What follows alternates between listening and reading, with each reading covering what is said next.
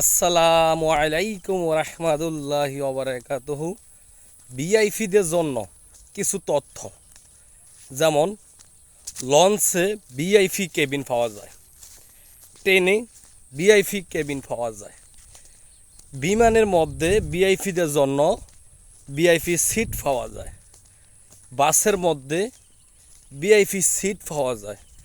কিন্তু আমার জানতে ইচ্ছা করে যে ভিআইপি লোকদের জন্য আজ পর্যন্ত আমি দেখিনি যে ভিআইপিদের জন্য এক্সট্রা কোনো ভিআইপি কবর খোঁড়া হয়েছে।